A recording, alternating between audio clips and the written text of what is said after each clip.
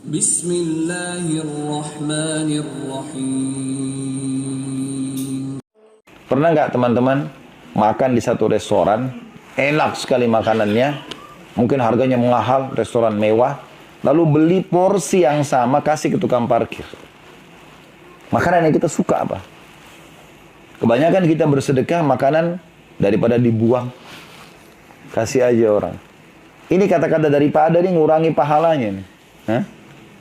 Nanti malaikat juga tulis ini sedekah daripada. Daripada rusak, daripada tidak dimakan, daripada dibuang percuma, daripada robek, kan gitu. Bahasanya daripada semua. Maka Allah Subhanahu wa taala juga memberikan dia pahala segitu. Tapi orang harus berpikir, memberikan makan, Allah katakan makanan yang disukainya. Buah yang masih segar, yang paling bagus, yang mahal sedekahin, gitu.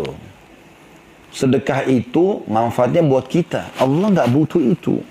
Teman-teman, ubah persepsi sebagian kita. Mudah-mudahan di sini tidak semuanya, tapi pasti saya yakin ada sebagian orang yang menganggap Allah butuh dengan ibadahnya.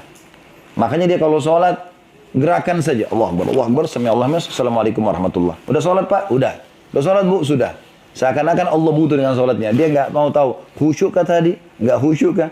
Dia cuma tahu dirinya pada saat Allahu Akbar. Nanti juga waladhdallin sadar sedikit.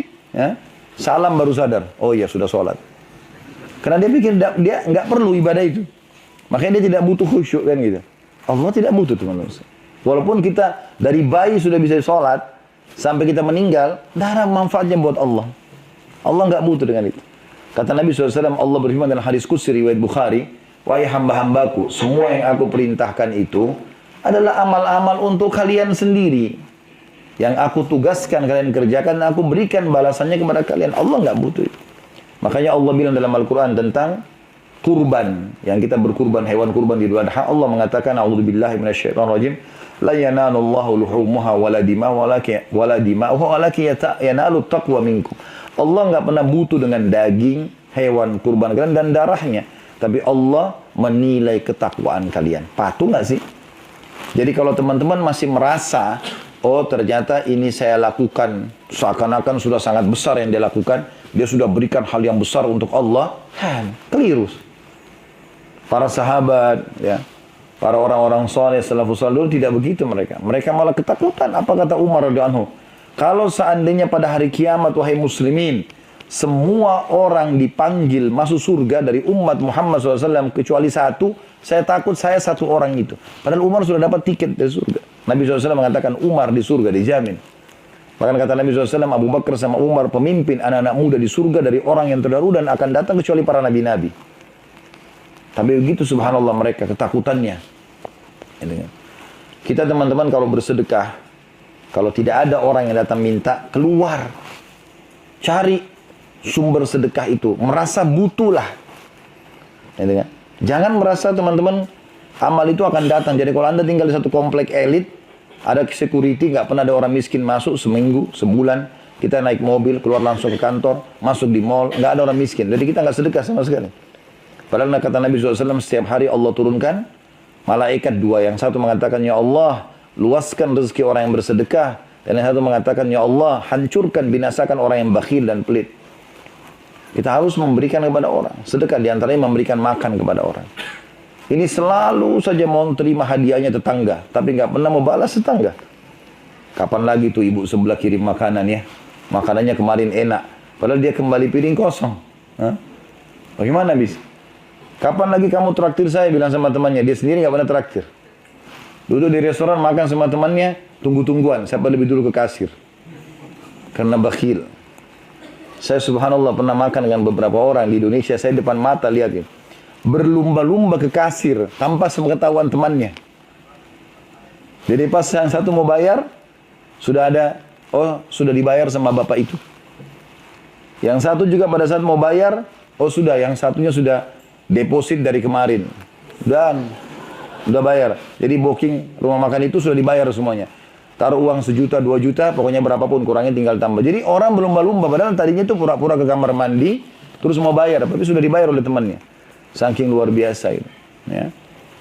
Memberi makan ini teman-teman adalah amal yang sangat besar. Traktir orang makan, baik itu makanan sembako ya, ataupun yang sudah siap makan. Apalagi sekarang kita di Indonesia lagi ditimpa musibah banjir. Semoga Allah angkat masalah itu. Ya. Kesempatan memberikan makan kepada orang ini. Dalam sebuah hadis riwayat Muslim ditanya kepada Nabi SAW oleh seorang sahabat, ya Rasulullah, ayu islamin khair? Amalan apa yang dalam Islam paling besar pahalanya? Kata Nabi SAW, tuti'imut ta'am, kau berikan makan kepada orang. Wa tusallimu ala man tarif wa man lam tarif, dan engkau memberikan salam kepada orang yang kau kenal dan kau tidak kenal. Tapi ingat, berikan dari makanan yang apa? Disukai, makanan favoritnya. Ya. Terutama untuk orang tua, untuk orang-orang yang memang Allah suruh kita lebihkan mereka ya. Banyak orang di antara kita kalau disuruh ditelepon sama gubernur, wali kota, atau anggaplah presiden, nanti datang ke istana saya ya, misalnya. Saya mau pesan buah-buahan. Kira-kira Bapak Ibu beli buah di mana? Hah? Di pasar kah atau di mall? Terus beli buah kalau ada kualitas 1, kualitas 2, yang mana dibeli? Kualitas 1. Di kresek atau di keranjang? Kenapa enggak semua nyaut ini? Tahu diri. Kita akan cari yang terbaik, jeruknya, pesan sama pemilik tokonya, ya, pasti yang paling baik ini buat presiden. Saya mau tanya jujur, kalau orang tua Anda yang pesan, beli di mana? Kalau ibu yang pesan, ayah pesan, nak bawain ibu buah, mampir di pinggir jalan beli. Pak, maaf Pak, ada yang busuk sedikit. Apa-apa, buat ibu saya, buat ayah saya. Mana lebih mulia? Memberikan orang tua atau memberikan presiden? Orang tua. Walaupun kita muliakan pemimpin kita, tapi orang tua. Tapi banyak orang subhanallah tidak begitu. Memberi makan ini adalah pahalanya besar. Allah sebutkan ini ciri ahli surga. Terutama buat orang tua kita. Ada kejadian nyata di Saudi sini subhanallah. Dia, teman-teman sekalian, 1 jam lagi divonis di penjara seumur hidup. Dan itu tuduhan palsu. Dia mengambil apalah segala macam tuduhan-tuduhannya oleh orang yang tidak suka sama dia. Dia hartanya banyak mau diambil, mau disita sama orang itu. Dia telepon seorang syekh ini cerita di pengajiannya. Saya lihat cuplikannya, dia mengatakan, tapi saya tidak tahu siapa namanya orang itu, cuma cerita, cuma saya tertarik dengan kisahnya. Dia mengatakan, dia telepon saya, orang itu lalu mengatakan, Syekh, saya udah coba membela diri saya, berikan bukti-bukti, tapi semua gagal. Sekarang 1 jam lagi saya akan divonis oleh penjara, di penjara seumur hidup. Divonis oleh pengadilan di penjara seumur hidup. Apa saran Anda? Kata syekhnya, apa ibumu masih hidup? Ada orang tuamu hidup enggak? Dia bilang, sisa ibu saya. Kamu bisa keluar dari pengadilan? Bisa. Rumah ibumu dekat situ enggak? Dia bilang dekat. Satu kota. Kalau salah di Riyadh atau di Jeddah, di sekitar Saudi sini. Terus kata syekhnya, kalau kamu mau dengar saran saya, sekarang kau keluar dari pengadilan, mampir di restoran terbaik, beli makanan yang terbaik, lalu kau pergi ke depan ibumu makan siang sama dia. Kata orang itu, Syekh, 1 jam lagi saya divonis penjara seumur hidup, bagaimana sempat nih? Kata Syekh, kalau kau mau dengar saran saya silakan. Akhirnya dia ikuti, dia keluar dari pengadilan, dia pergi beli makanan. Ketahuan dari mana? 1/2 jam lagi dia telepon Syekhnya, 1/2 jam aja. Dia telepon, dia bilang, Syekh, alhamdulillah ada berita gembira. Saya ditelepon oleh pengadilan, tiba-tiba sekarang ternyata orang yang mau menipu saya itu terbongkar. Ada orang lain yang membongkar kedoknya, dan dia sekarang yang dibalik tervonis. Gitu. Dan semua hak saya dikembalikan. Kata syekhnya, kira-kira menurut kau apa sebabnya? Dia bilang, demi Allah Syekh, semenjak saya duduk di sini, taruh makanan buat ibu saya tidak ceritakan masalah saya.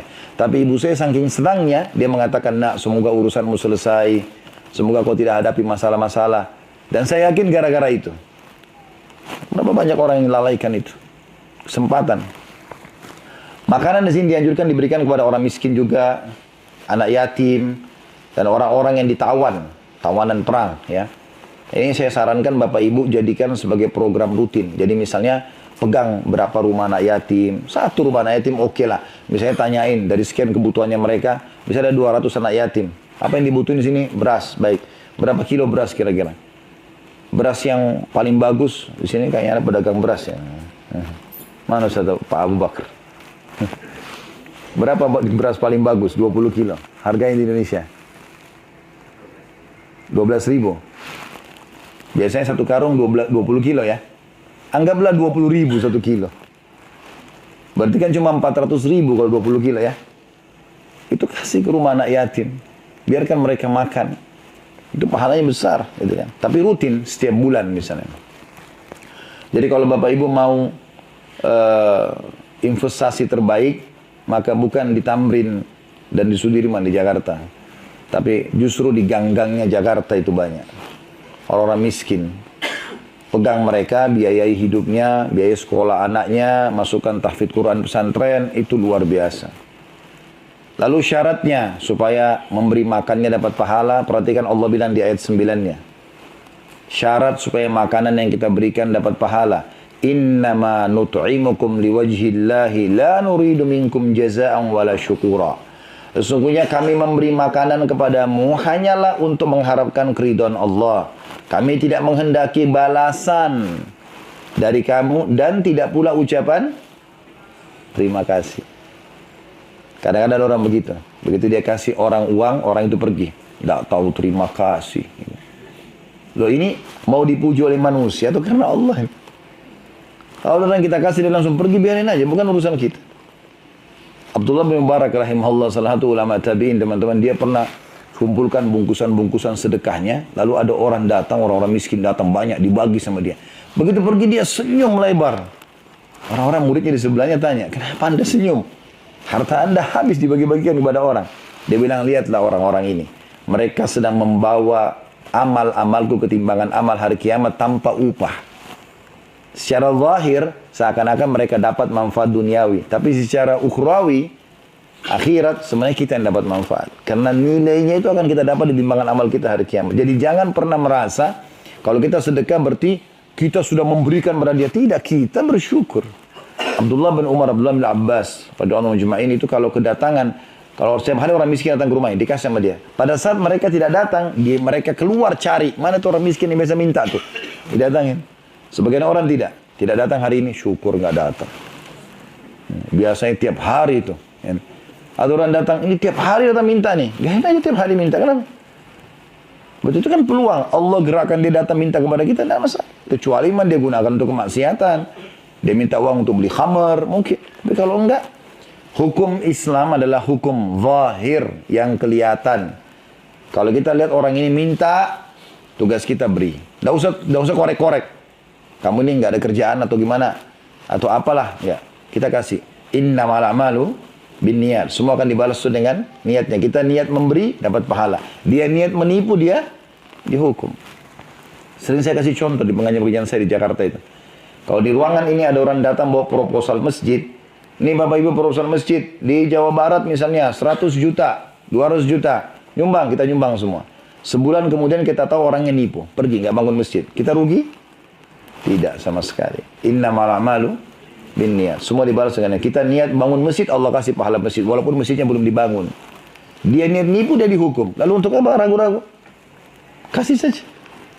Rabi' ibn Haytham rahimahullah, salah satu ulama tabi'in, teman-teman, pernah dihidangkan makanan mewah oleh istrinya. Namanya halwa. Bahasa ini halwa ini hampir semua negara Arab punya halwa ya. Di sini pun Saudi kalau Anda ke toko-toko makanan-makanan manisan kita bilang halwa ada, tapi beda. Masing-masing negara punya. Ini di Irak waktu itu. Halwa ini zaman itu diistilahkan dengan adonan gandum yang dibuat lama sekali, diaduk pakai tangan, terus dicampur dengan segala macam kacang-kacang, madu. Pokoknya makanan mewah. Itu mahal biayanya, dibuatnya lama. Dan itu dimakan oleh raja-raja saja. Maka satu waktu pernah istrinya Rabi' ibn Haytham rahimahullah itu buat makanan halwa ini buat dia gitu.